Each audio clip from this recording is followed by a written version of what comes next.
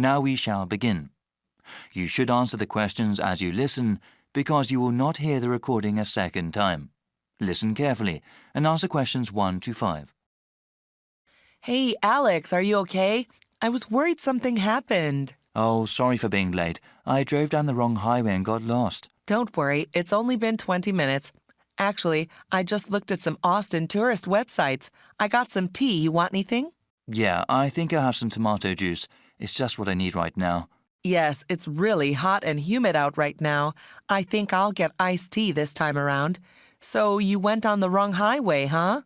For sure. I've never driven in this area before, right? So after I pick up the rental car from the airport, I try to follow the map to the downtown area here. Unfortunately, there was a lot of road construction going on, and I went south on the highway instead of going north. After a few minutes, I realized I was going the wrong way, so I exited the highway and came back up here. Well, I'm glad you're here, okay? Did everything go well at the car rental place? Oh, yeah, it went very well. The business owner was kind of a strange person, really tall and thin. He had a bushy beard and moustache. He was also wearing a cowboy hat. I'd never quite seen anyone quite like that before. I guess every place in the world has eccentric people. Yeah, definitely. But he told me about all these great places to eat around here. He said they have some really great Mexican food in the area. That's great. I haven't had that in such a long time. We definitely have to go to a place for dinner. Well, I want some more iced tea. How about you? Yeah, I need to order still. You know what? I think I'll get one of their sandwiches too. They look really good. Okay, let's order then. Before you hear the rest of the discussion, you have some time to look at questions 6 to 10.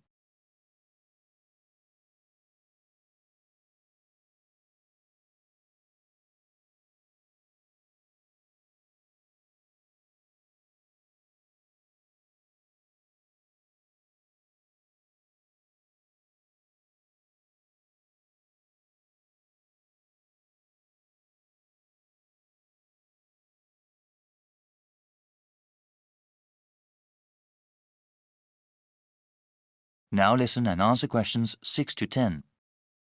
Now then, what are we going to do today? I was thinking it would be nice to see the state capitol and then maybe the university. Well, according to the website, let me see. The state capitol has tours only on Mondays, Wednesdays, and Fridays. Yeah, if we went there, it would be much better to go on a guided tour. Oh, wait. Yes, there are tours on Mondays, Wednesdays, and Fridays, but also on Saturdays.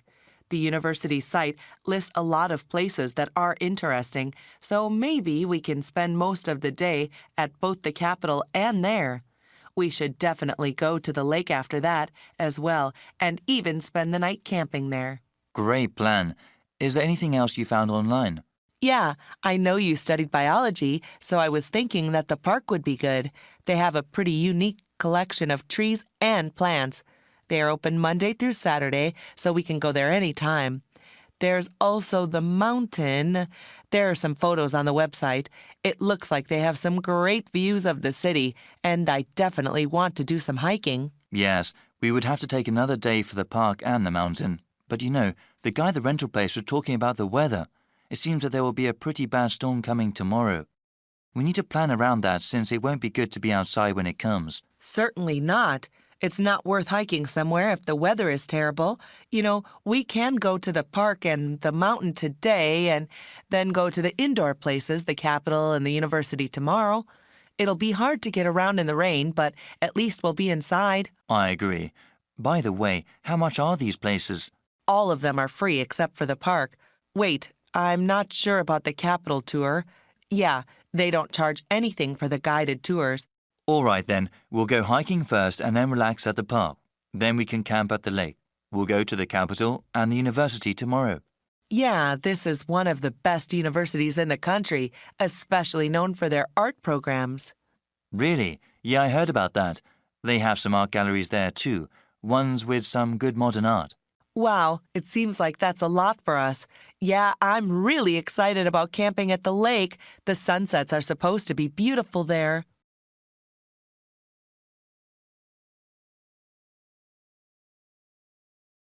That is the end of part 1. You now have half a minute to check your answers.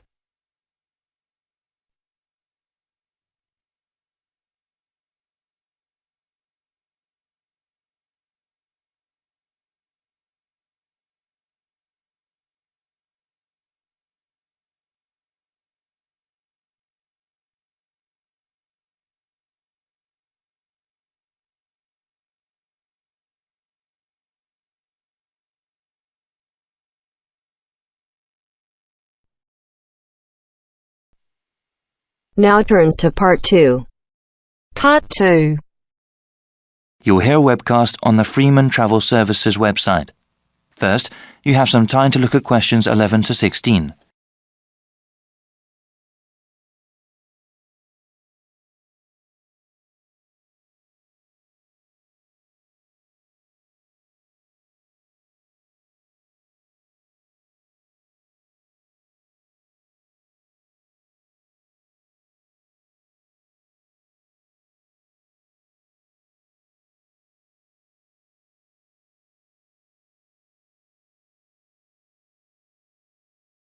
Now listen to the first part of the webcast and answer questions 11 to 16.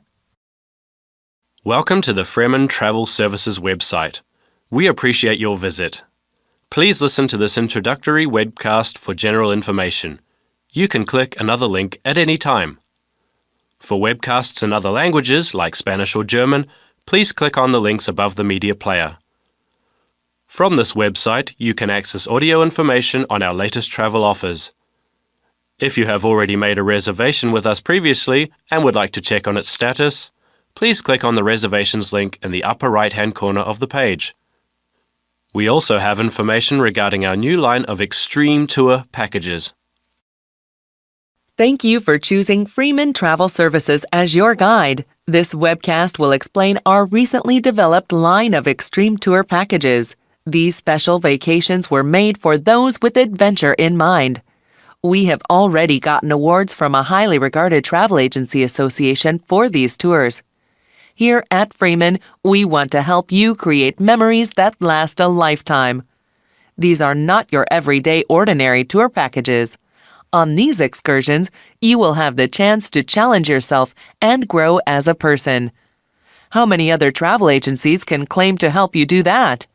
We currently offer extreme tours on 3 different continents. In South America, we have programs in Brazil, Peru, and Argentina. In Southeast Asia, you can go to Thailand or Vietnam. Finally, we just recently started selling spaces for tours in Australia.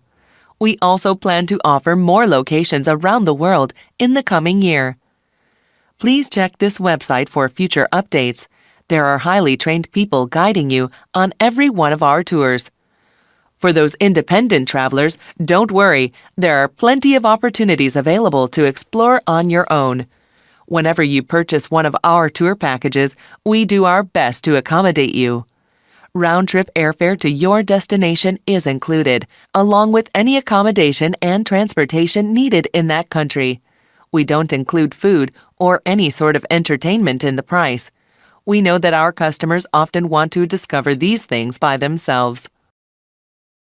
Before you hear the rest of the webcast, you have some time to look at questions 17 to 20.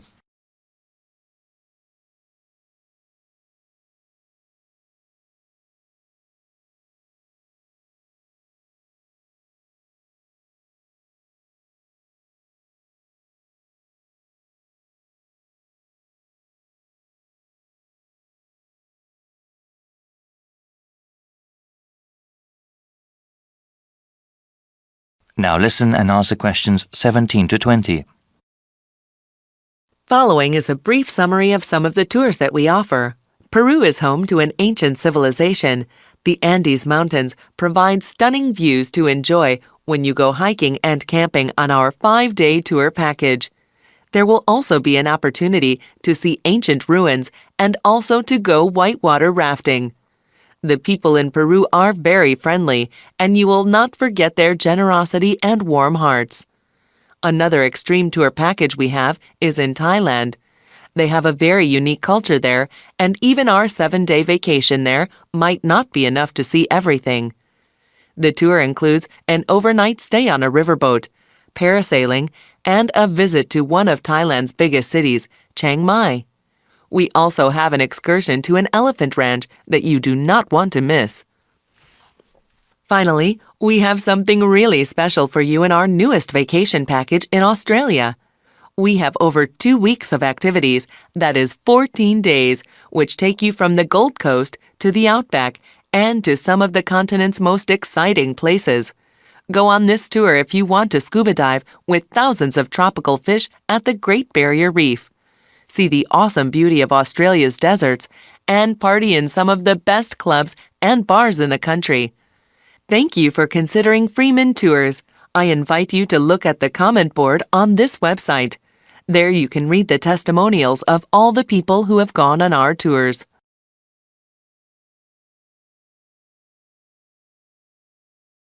That is the end of part 2. You now have half a minute to check your answers.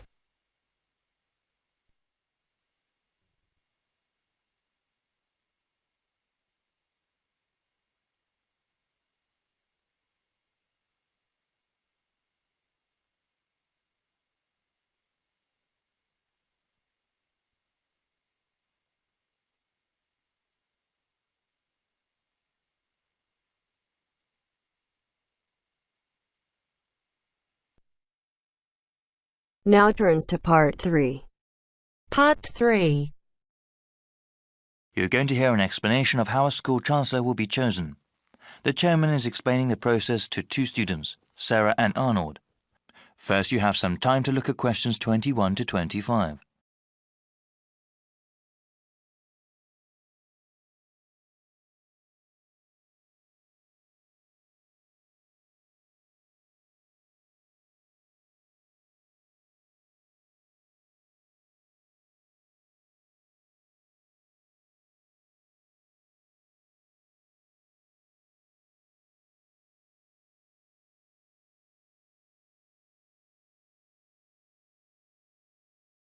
Now listen carefully and answer questions 21 to 25. Good evening, everyone. I hope you've both taken a look at the documents given to you. As student members of the University Chancellor Selection Committee, you will help to select a new chancellor for our university. This person will be responsible for the operations, academics, and budget of the university. Today, I want us to talk about getting feedback from other students and about the selection process. Okay, so what exactly will our roles be? You both are full members of the committee representing the interests of the student body. When we go over the applicants for Chancellor, your votes will count the same as other committee members. The same as other faculty and administrators? Okay. Indeed. It is important to have student input in the selection process. That will be part of your duties as committee members, to talk to the student body and get a feeling for what they want in a new Chancellor. You will report back to me, the committee chairman, and then talk to the rest of the committee.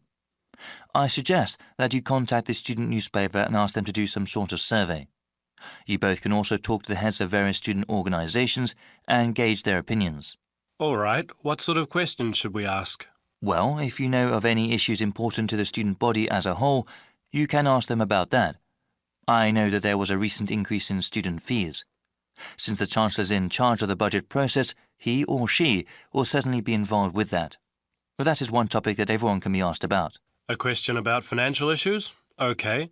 You also mentioned going to different student groups. I was wondering, would that be appropriate? If the Chancellor is the head of the whole university, is it that important to ask the opinions of a smaller individual organisation? Definitely. They may be smaller organizations, but they often represent a wide number of students. It would be in the best interests of the school to have a chancellor that understands the needs of not just the community as a whole, but of the different parts that make up that whole. I see. I guess it would be best to contact the leadership group of each club and group. Yes, actually, that would probably be the most efficient way to get their opinion. Before you hear the rest of the explanation, you have some time to look at questions 26 to 30.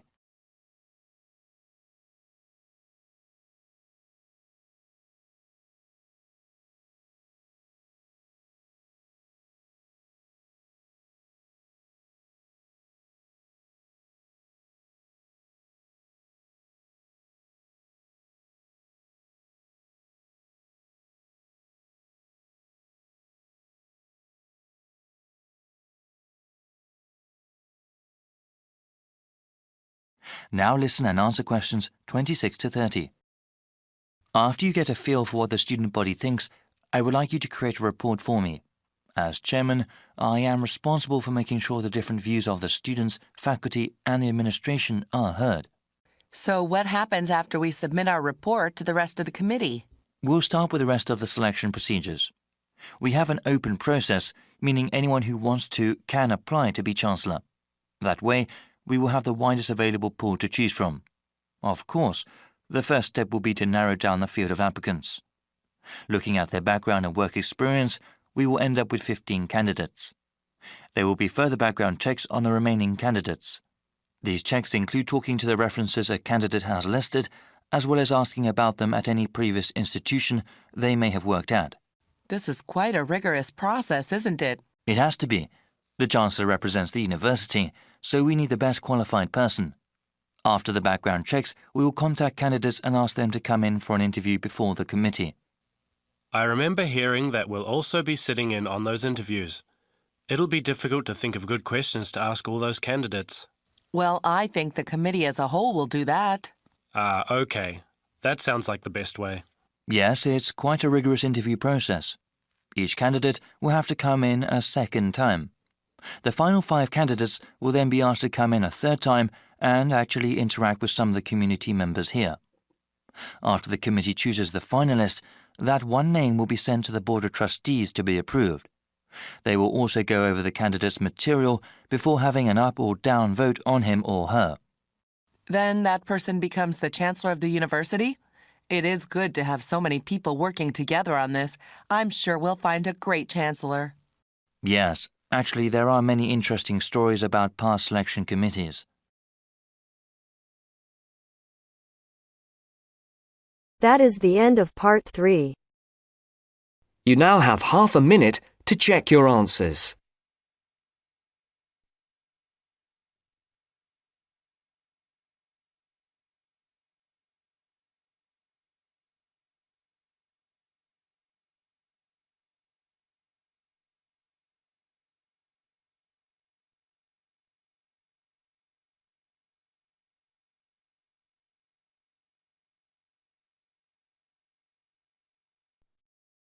Now turns to part 4.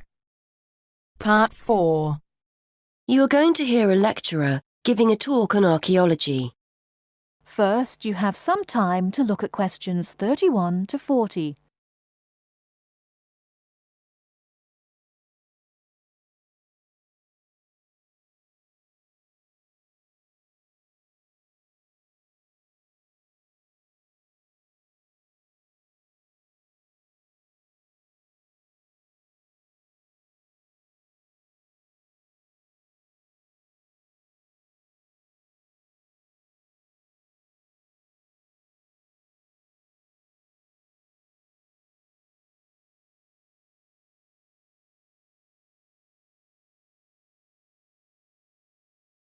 Now, listen carefully and answer questions 31 to 40. Many thanks for inviting me along today to talk to you about the results of some very interesting recent archaeological research. The saying, "you are what you eat," is often applied to present-day dietary advice. Certainly, our bodies will show evidence of whether we eat healthily or live on fast food and takeaways. This can be particularly useful in archaeological research. Through a careful analysis of the ancient bones of our ancestors, we can tell a great deal about their diet and the way they lived. I'd like to talk to you today about some research into the early settlers of some remote tropical islands in the Pacific. When these people travelled to these new lands 3,000 years ago, they had to bring along all the resources they needed for survival, including food, plants and animals from their original homes. One such group were the Lapita people, who were early settlers of remote Oceania, several islands in the Pacific. When the Lapita set sail for the island Vanuatu, they brought with them domestic animals and crop plants. This allowed them to settle in an area where no humans had previously lived and that had limited natural resources. Archaeologists have been keen to discover To what extent these settlers and their domestic animals relied on the resources they'd brought with them compared to the native plants and animals they found on the island. In order to try and understand the diet and lives of the Lapita people, archaeologists analysed the chemical composition of the bones of 50 adults excavated from the Lapita cemetery on Efate Island, Vanuatu. Depending on what we eat, we consume varying amounts of carbon, nitrogen and sulfur. As these chemical elements are ultimately deposited in our bones, the amounts or ratios of each one can provide a sort of dietary signature. For instance, plants incorporate nitrogen into their tissues, and as animals eat plants and other animals, nitrogen builds up in their own system. The presence of different ratios of chemical elements may show whether a human or an animal ate plants, animals, or both. Carbon and sulfur ratios offer another clue to diet. Carbon ratios, for example, differ between land and water organisms, as do sulfur ratios, the values of which are much higher in aquatic organisms compared to land-based organisms. As well as examining the settlers' bones, scientists carried out a comprehensive analysis of the chemical elements found in the settlers' likely food sources. This included modern and ancient plants and animals. They found that early Lapita inhabitants of Vanuatu may have searched for food rather than relying entirely on food they'd grown themselves during the early stages of colonization. In the longer term, they probably did grow and consume food from the resources they'd brought with them, but early on, they appear to have relied as much on a mixture of fish, marine turtles and fruit bats, as well as their own domestic land animals. May also provide clues to the culture of the settlers. For one thing, males had much higher nitrogen levels compared to females, which indicates greater access to meat. This difference in food consumption may support the hypothesis that Lapita societies were ranked in some way, or it may suggest dietary differences associated with the work people were involved in. Additionally, the archaeologists analysed ancient pig and chicken bones and found that carbon levels in the settlers' domestic animals indicated that they were eating a diet mainly of plants. However, their nitrogen levels indicate that they may also have roamed freely, eating foods such as insects. This would have allowed the Lapita people to keep food resources that were in short supply for themselves, rather than feeding them to their domestic animals.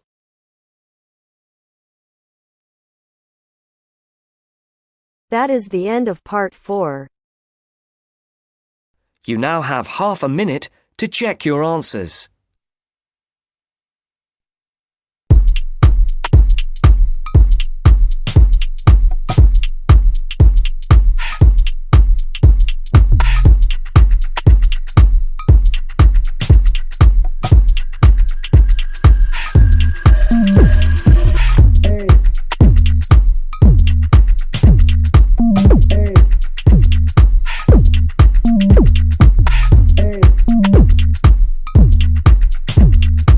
So without wasting any time, let's start the video.